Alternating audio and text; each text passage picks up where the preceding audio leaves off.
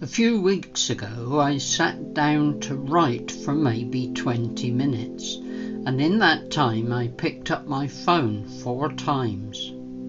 Not because anything had happened, nothing had buzzed, nothing needed me, I just felt this pull to check, and then, having checked, to check again a few minutes later, as if the second look might finally satisfy something the first one hadn't. I want to talk about that feeling, but not in the language we usually reach for, which is distraction or poor focus or too much screen time, because there's an older name for it, and the people who coined it understood something I think we've half forgotten. Back in the 4th century, monks who'd gone out into the Egyptian desert to give their whole lives to prayer kept running into a particular kind of trouble, and it tended to arrive around midday. Evagrius of Pontus called it the Noonday Demon, after a line in Psalm 91 about the destruction that wasteth at noonday. His description of it is uncannily familiar, a restlessness that makes the present moment feel unbearable. The cell suddenly feels too small. The task at hand seems pointless. You find yourself looking at the sun, wondering if it's moved at all, wishing the day were simply over, or wishing you were somewhere else, anywhere else, doing something, anything other than this. They called this acedia. It's usually translated as sloth, which I think is a bit misleading. It makes it sound like laziness, like not wanting to do anything. But acedia isn't the absence of activity. It's a kind of fidgety refusal of the present, a hunger to be anywhere but here, doing anything but this.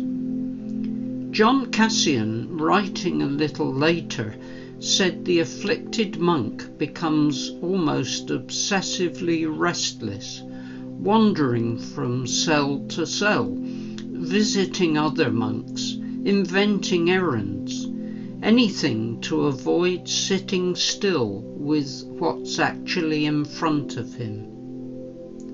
I don't think it's a stretch to say we live inside a machine built to cultivate exactly this. Every app on my phone is in some sense competing to be the thing I reach for when the present moment gets even slightly uncomfortable. And it works. The discomfort doesn't have to build for long before there's a frictionless escape sitting right in my pocket. What strikes me about the Desert Fathers' response, though, is that they didn't treat acedia as a productivity problem to be solved. Their counsel wasn't try harder or find a better system. It was essentially stay in the cell. Don't run from the hour. Evagrius's own advice was almost stubbornly simple. Endure it and it passes, and something is often built in you by the staying that wouldn't have been built by the escaping. That's a strange thing to hear in a culture that treats restlessness as a problem to be immediately fixed, that gives us, quite literally, a device for fixing it within a second or two. The Desert Fathers seem to be suggesting that the discomfort itself might be doing something, if we let it, and that the real loss isn't the 20 unfocused minutes. It's what we never find out because we never stayed long enough to find it. I don't have a neat trick to offer you here, and I don't think the tradition I'm drawing on would want me to. So instead, something to simply carry with you this week in the spirit of the examine. Notice the next time you feel that pull to be anywhere but here. Before you reach for the escape, just pause and ask what you might be running from. Not to judge it, just to notice it.